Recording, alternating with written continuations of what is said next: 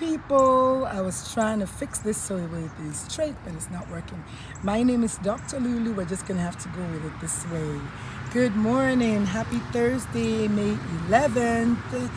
My name is Dr. Lulu, aka the Momatrician. This is your weekly Parents of Queer Kids show live that I do on my own. Later on today at 10 a.m. Central, I'm going to be joined by Mandy Giles, another parent, fierce parent of a transgender child who's going to come, and we're going to talk all about parenting special children. So my name is Dr. Lulu, aka the Momatrician. I am a pediatrician, a life coach, a queer person, and a mom of a young Black trans woman. So today we're going to talk all about the big white elephant in the room.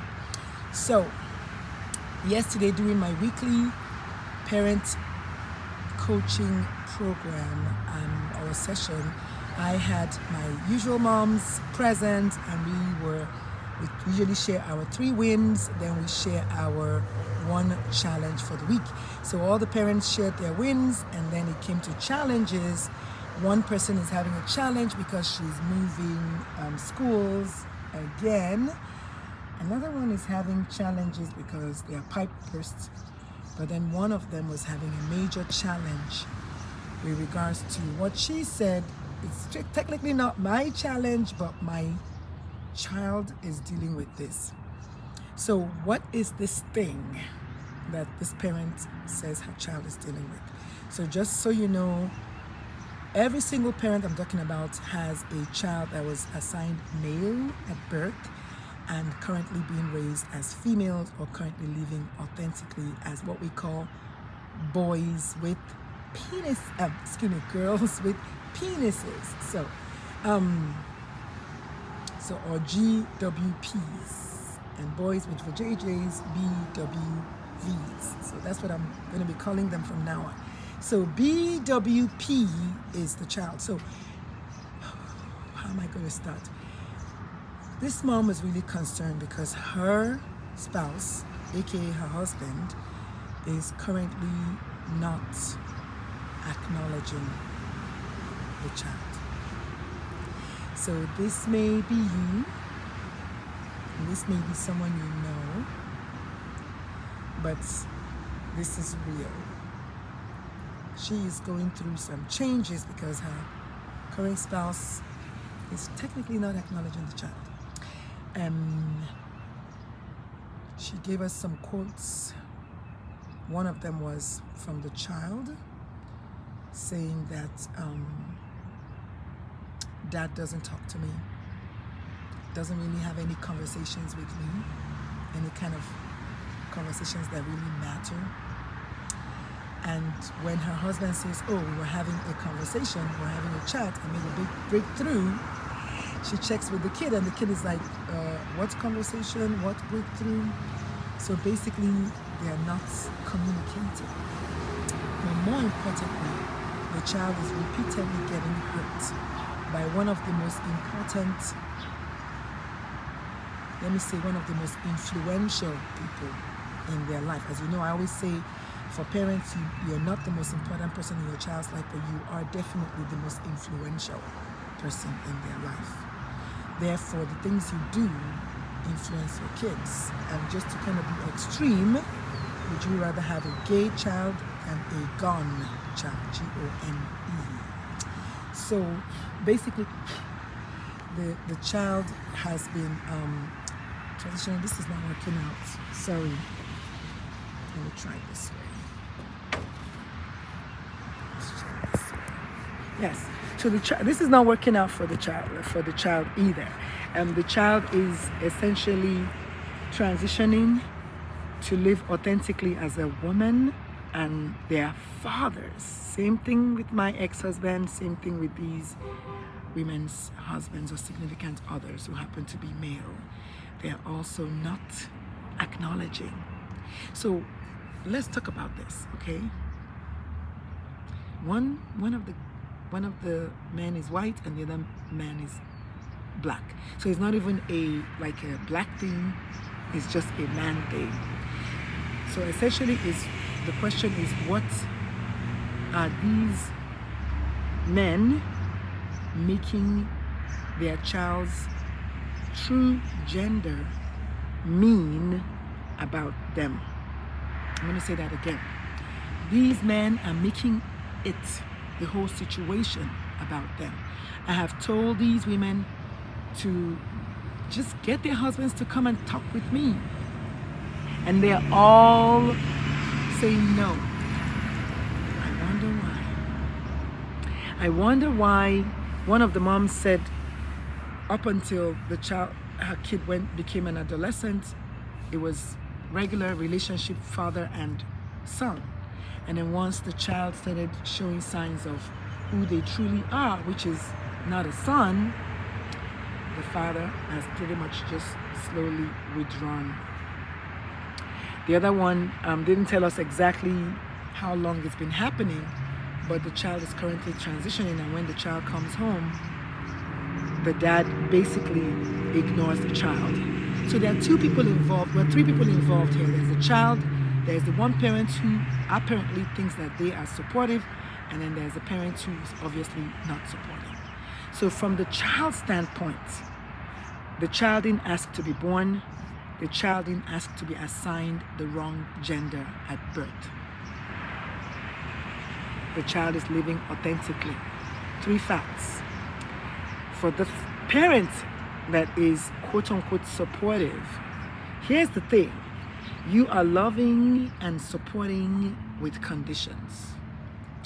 You're loving and supporting your child under the condition that as long as I'm doing my part. Well, technically, you're not doing your part. Because your spouse, your relationship preceded the child. Your spouse, your relationship came before the child. Your spouse, your relationship is your problem. So if your spouse is doing something that is out of the ordinary or out of the expectation for them as a spouse, it's your job to check them. If your spouse killed someone, you wouldn't say, oh, I'm doing my part. If your child ran over someone, you would not say, oh, I'm doing my part. If your spouse cut off their left arm, you wouldn't say, oh, I'm doing my part. If your spouse plucked out their right eye, you would not say, I'm doing my part. So let's call a spade a spade. Let's attack this big, whatever color elephant you choose in the room. You are afraid. There's something, okay, let me not say afraid first, but there is an emotion that you are avoiding. There is an emotion that you, the quote-unquote supportive spouse, is avoiding. You are not wanting to face this situation squarely. One of the moms says, well, I've been telling him about you. I've been talking to him about it. I've been telling him, I've been repeating. And I said, I hear you. I'm not saying you're not. But if it's not effective, it's like you're not. Because you know how to get your spouse. Let me tell you something. You know how to get your spouse to do what you want. If you do not want your spouse to do what you want, you know how to do that as well. You know your vajayjay is powerful. And I'm not talking about sex. I'm talking about the power of the female vagina. It is powerful. It makes kings come down from their thrones. It makes princes renounce their kingdom. It makes Mark Anthony's bow down to their Cleopatras. It is the power of the vajayjay. So don't sit here and tell me you have tried. Don't tell me you are doing your part. Because your child is looking up to you, looking at you expectantly. Are you going to just sit there and do nothing? Is what your child is saying. Because as far as they're concerned, if what you're doing is not effective, you're not doing anything. Can I please get an amen? If what you're doing is not effective, you're not doing anything. Don't forget to subscribe, by the way. So, what are you going to do? You don't have to leave the relationship. As a matter of fact, one of the things we talked about yesterday is that your spouse might be waiting for you to put that ultimatum.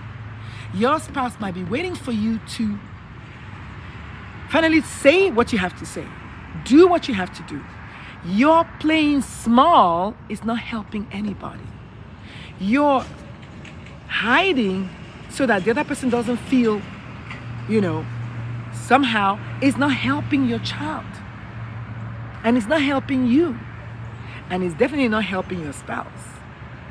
You have been given a trans child for a reason. I don't know why. I'm not God. But I was given a trans child to do exactly what I'm doing now. Check your brain. Because I have been you. I have been the parent who didn't talk about my kid's sexuality the entire time. We didn't even talk about it, period. And rather, I was doing the opposite. I was going against the transgender community. I was going against everything that I knew that was queer, even as a queer person myself. I'm not excusing it. I'm trying to make amends now. I'm going to use the rest of my life to make amends. The question is, what about you? And then for the spouse who is looking the other way, I'm just going to come out adult to adult. Shame on you. I'm saying shame on you because your spouse is doing it. I'm saying shame on you because I know you can do it. I'm saying shame on you because I know it can be done. I'm not saying shame on you because I don't know that it's hard. I'm not saying shame on you because I don't know that you may never watch me again. You may never listen to me again. I know that's a possibility. But because I'm a child advocate, because I'm here on behalf of your child, because I'm your child's voice, I have to say the things that your child may not be able to say to you. Because in the last 3 weeks, I've been hanging around trans people, watching their pain, watching their suffering, listening to their stories. So they have sent me to tell you, shame on you, because it can be done. Because whatever you're doing is not more important than your child. Because you brought the child into the world. Whatever you think you're doing right now is not important really where the child is concerned. Supporting your child is it, period, with a T. You don't have to understand it fully. Heck, your child doesn't fully understand it. But it doesn't mean you can't support it. Because you support other things that other people are doing that you don't understand every day. Every day. You do it. So I'm asking you to reach out to me, believe it or not. As much as you may not like my guts, my job as your coach is not to people please you.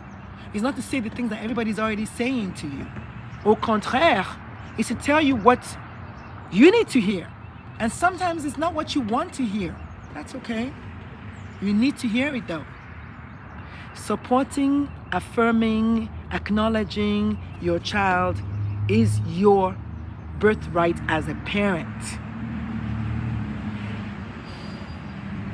So, unfortunately, neither the spouse that is quote unquote supportive, nor the spouse that is quote unquote pretending that if I pretend long enough, it will go away. I can wish it away. I can talk it away. I can convert it away. I can make mistake and misconception my way out of it.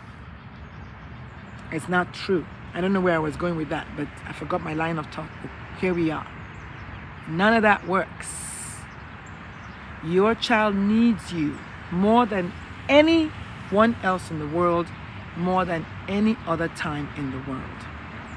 Today is the same child. There is something that you are making this your child's gender mean that is overpowering you and overshadowing you and blocking your eyes. And I know what it is. You are making it mean that you are weak somehow. You are not man enough somehow because the product of your loins is effeminate or is a woman when it's supposed to be a man. because the opposite is usually the case. When it's a daughter that's more masculine, you tend to be more accepting. So what is it about binariness that we have been taught? And that's another thing. It is not even your fault, really. Yes, it's shame on you, but it's not your fault because you have been indoctrinated. However, you do your best until you know better, then you do better. So now we're here. Time for you to do better. Because your child did not ask to be trans. And I have a book that's titled Authentic Selves. Go get it. It's called Authentic Selves. 2 words, easy. Go read that book. Read their stories if you don't want to, because you're not supposed to really make your child be your teacher. So let other people who want to tell their stories teach you. And just learn what it's like to be trapped in a body that is not yours. And then actually maybe you yourself are trans. Maybe you yourself are LGBT. Maybe you yourself are experiencing internalized transphobia. I don't know. Only you know. Only you can tell. Only you can be honest enough, if you will allow yourself to be honest enough. So that's my time, 20 minutes. I wanted y'all to know that, number 1, your child is in pain. Number 2, your child is suffering. Number 3, yes, you are in pain. I get it. But actually, at this point, your suffering is self-induced because there's a way around it.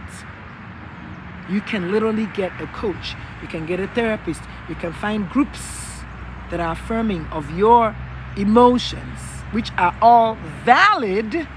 However, at one point you have to decide, how long are you going to mourn? How long are you going to grieve?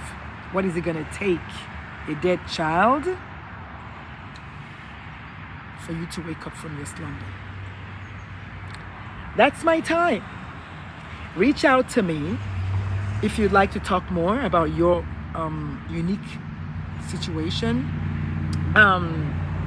I have a 3-day challenge that's coming up at the end of this month. It's called All About Your Child's Gender, where I tackle everything that I can teach you about gender in 3.5 hours, in about 3 hours, an hour per day. It's free. There is an option for VIP where you get the Zoom link to come into the Zoom room with me. There's an option for you. That also gives you 30 minutes one-on-one with me. That also gives, which is valued at $250 because I charge $500 an hour. And then you get the extra bonus day 4, which is all about transitioning. So that's my time. Think about what you're doing. Both the parent who is quote-unquote supportive and the parent who is not supportive. Where do you really stand? Are you truly doing what you're supposed to be doing by way of your child? That's all I wanted to tell y'all. I'll see y'all next week for another episode of, you guessed it, the Parent of Queer Kids Show. All right. Bye. Oh, by the way, I'll put the link to the challenge in the comment section. Okay.